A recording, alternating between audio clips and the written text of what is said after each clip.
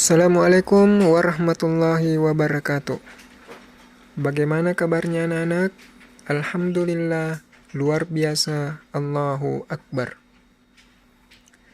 Baiklah, saya atas nama Andi Kaswang yang akan kita pelajari yaitu teladan mulia Asmaul Husna.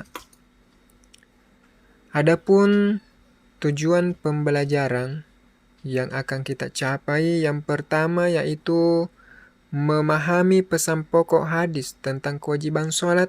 Yang kedua, memahami Asmaul Husna. 3. Memahami sikap terpuji orang tua, guru, dan orang lain. 4. Memahami ibadah puasa. Dan yang terakhir, memahami kondisi Arab dan pra-Islam. Yang pertama, Al-Malik.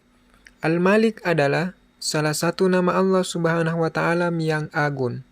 Al-Malik berarti Maharaja, penguasa atas semua makhluknya. Allah Subhanahu wa Ta'ala sendiri yang mengatur segala urusan makhluknya, karena hanya Allah Subhanahu wa Ta'ala yang maha kaya dan pemberi rezeki. Kemudian Al-Aziz. Al-Aziz adalah nama yang mencerminkan kemuliaan dan kebesaran zatnya. Allah Subhanahu wa Ta'ala mempunyai kedudukan yang maha tinggi.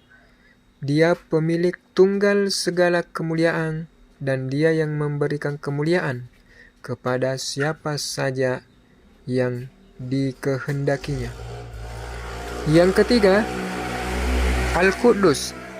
Al-Quddus memiliki arti bahwa Allah Subhanahu wa Ta'ala adalah zat yang tersucikan dari segala macam kekurangan.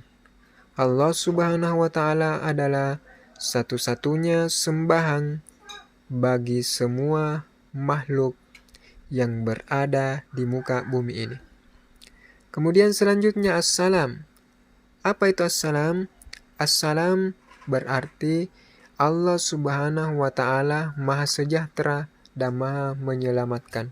Makna yang terkandung dalam Asmaul Husna ini adalah dia selamat dari segala aib maupun kekurangan karena kesempurnaan zat, sifat, dan perbuatannya. Dan yang terakhir adalah Al-Mu'min. Al-Mu'min mengandung arti bahwa Allah Subhanahu wa Ta'ala adalah Tuhan yang memberi rasa aman pada seluruh makhluknya. Jadi inilah 5 Asmaul Husna yang kita pelajari, dan mudah-mudahan anak-anakku sekalian kita bisa bertemu kembali pada pelajaran berikutnya. Terima kasih. Assalamualaikum warahmatullahi wabarakatuh.